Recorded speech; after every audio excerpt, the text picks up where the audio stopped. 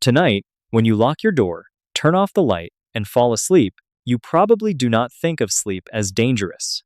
You have walls around you, a roof above you, a mattress under you, a blanket keeping you warm, maybe even a streetlight outside and a phone beside the bed. Ancient humans had none of that. No bedrooms, no locked doors, no glass windows, no soft bed waiting in the same place every night. So, how did ancient humans sleep without houses? The common image is simple. They found a cave, made a fire, and hoped nothing ate them before morning. But that picture is too small. Before houses, humans still created a kind of temporary home for the night. Not with walls and doors, but with smart locations, fire, bedding, body heat, shared awareness, and people protecting one another. Archaeologists see this in traces like repeated hearths, ash layers, stone tools, animal bones, and rare preserved bedding evidence from sites such as Border Cave in South Africa. Basically, the camp had to do what your bedroom does now, just with sticks, smoke, grass, and tired people. And that answer began before anyone lay down. It began with the question every ancient group had to answer before sunset. Where can we sleep and still wake up tomorrow? A sleeping human is a strange thing in nature. For hours, the mind releases control of the body. Vision becomes weak in darkness. Muscles relax. Reaction time disappears. A sleeping person cannot throw a spear, climb a tree, protect a child, read tracks, or make a fast decision. Sleep is necessary, but it is also vulnerability. Today, civilization does the guarding for us. Walls block wind, doors keep strangers out, windows close, blankets hold warmth, heating systems fight winter. Electric lights push back darkness. Even if we never think about it, modern sleep is protected by layers of inventions. Ancient humans had none of those inventions, but they were not foolish cave people stumbling randomly through the night. They were intelligent, social, observant humans with sharp memories, strong family bonds, and deep knowledge of the land around them. They knew that a bad sleeping place could turn one night into a serious problem. So the first house was not a house at all. It was a smart location. In a world without walls, choosing where to sleep was one of the most important survival skills a person could learn. A patch of ground was never just a patch of ground. It had a smell, a slope, a wind direction, a distance from water, a history of animal movement, and a chance of danger. Ancient people had to read the landscape the way we might read a weather app, a map, and a security camera at the same time. A good sleeping place needed several things. It needed protection from wind, because wind steals heat from the body. For people living on limited calories, losing heat all night was not just uncomfortable. It meant burning precious energy that might be needed the next day. So a group might choose the lee side of a boulder, the mouth of a shallow rock shelter, a stand of trees, a ridge edge, or a natural hollow protected from cold air. But every choice had a trade-off. Low ground might block wind, but it could flood after rain. Thick vegetation might hide the group, but it could also hide insects, snakes, or predators. A place near water was useful for drinking, cooking, and tool making. But sleep too close to the water's edge and the night could bring mosquitoes, crocodiles, hippos, or sudden floods. This is where the old cave image comes from.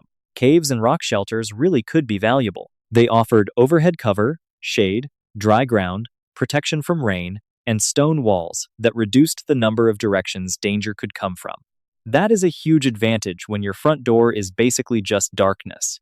And archaeologists have found rich traces of ancient life in caves and rock shelters, hearths, tools, butchered animal bones, ash layers, and signs that people returned to certain protected places again and again. But caves were not ancient hotels. They were not always empty. Bears used them. Hyenas used them. Snakes, insects, and other animals used them too.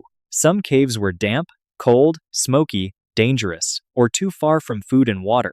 A cave that looked safe from rain could also become a trap if another group or a predator approached the entrance at night. So, ancient humans did not simply sleep in caves. Sometimes they did. Many times they did not. Across grasslands, forests, river valleys, deserts, wetlands, and coastlines, people often slept in open-air camps, temporary shelters, seasonal camps, or protected spots shaped by the landscape. Without houses, they made shelter from smaller advantages: a rock wall that blocked wind, a tree canopy that broke rain, raised ground above damp soil, a camp placed near fuel but not directly on an animal path, a view over the surrounding land, an escape route if something came too close. This was not comfort camping. This was survival math. Bad location meant cold, insects, danger, or no sleep. And in the Stone Age, a bad night was not just annoying, it could weaken the whole group the next day. Then humans began improving the land around them, not with houses yet, with temporary shelters. A few branches leaned against a rock, brush piled into a windbreak, reeds tied together, hides stretched at an angle to shed rain, grass, bark, leaves, and woven mats used to block wind, insects, or visibility. In Ice Age environments, some groups used mammoth bones, wood, and skins to create strong temporary structures that could resist brutal weather. These were not permanent bedrooms, but they did what houses would later do in a simpler way. They separated the sleeping body from wind, rain, cold ground, insects, and open visibility. A modern camper might think of a tent as extra comfort. For ancient humans, even a low wall of branches could mean less heat loss, fewer bites, less rain on the body, and a better chance of reaching morning. So before houses, humans built almost houses. Temporary, flexible, local, and practical. But shelter alone was not enough. Because when the sun went down, the world changed. Humans are not great night animals. Our eyes are useful, but not like the eyes of many predators. In deep darkness, distance collapses. A branch can look like an animal. A sound can become a threat before the mind understands it. That is why dependable fire changed so much. For ancient humans, fire was not just for cooking. It was one of the first great technologies of sleep. A fire made the night smaller. It pushed back darkness. It warmed the air near the ground. It made faces visible. It made movement visible. It produced smoke that could discourage mosquitoes and other biting insects. It gave the camp a center. And while fire was not a magic force field, it changed the calculation for animals approaching a human group. Think of it like a prehistoric porch light, heater, smoke machine, kitchen, and social center, all in one. Not bad for burning sticks. The archaeology of early fire is complicated. Researchers still debate when humans first controlled fire reliably and how often early groups used it. But once fire became dependable enough to build life around, it transformed sleep. Evening was no longer just waiting for darkness. Around a hearth, people could cook food, warm children, repair tools, scrape hides, tend wounds, harden wooden points, and watch one another's faces in the light. The fire pulled people together, and when sleep came, it often came near that glow. But even then, ancient humans were not usually lying directly on bare dirt if they could avoid it. Because the ground is not your friend. It can be cold, damp, hard, crawling with insects, full of sharp stones, thorns, and uncomfortable pressure points. So another quiet invention appeared before the modern bed: bedding. Ancient bedding does not preserve easily because grass, leaves, reeds, bark, and plant fibers decay. That makes the evidence rare, but when archaeologists do find it, it tells us something important. Prehistoric people were not just dropping onto the ground and hoping for the best. At Border Cave in South Africa, researchers found evidence that people used plant bedding, ash, and aromatic leaves tens of thousands of years ago. The bedding was not just soft material. It appears to have helped create a cleaner, warmer, more insect-resistant sleeping surface. This matters. A layer of grass or leaves lifted the body away from cold, damp ground. Plant material softened pressure on hips, ribs, knees, and shoulders. Ash could help reduce crawling insects. Some plants may have been chosen because their smell discouraged pests. That means ancient bedding was not decoration. It was survival engineering. Long before bed frames, mattresses, pillows, and clean sheets, humans were already modifying the surface of sleep. They were making the ground less deadly and less miserable, which honestly is basically the first version of interior design, only with more smoke and fewer throw pillows. And warmth was not just about fire or bedding. It was also about bodies. Modern sleep is often private. One person, one bed, one room. one controlled temperature. Ancient sleep was probably much more communal. People slept close together.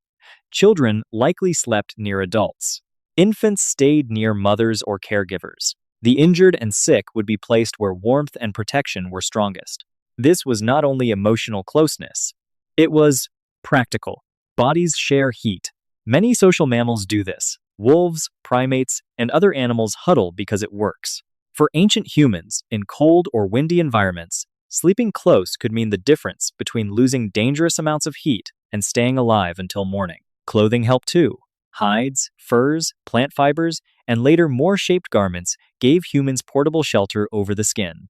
But clothing alone was not enough. Warmth came from combinations: fire, windbreaks, dry bedding, animal skins, body heat, and careful placement. So, without houses, the sleeping group itself became part of the shelter.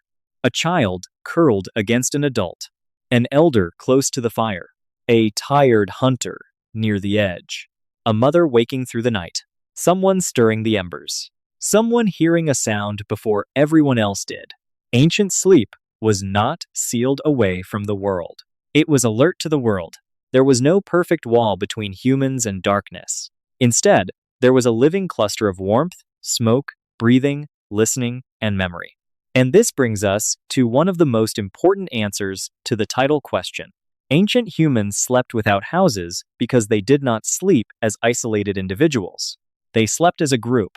No human group could survive if everyone stayed awake all night in terror. Sleep had to happen. Bodies needed repair.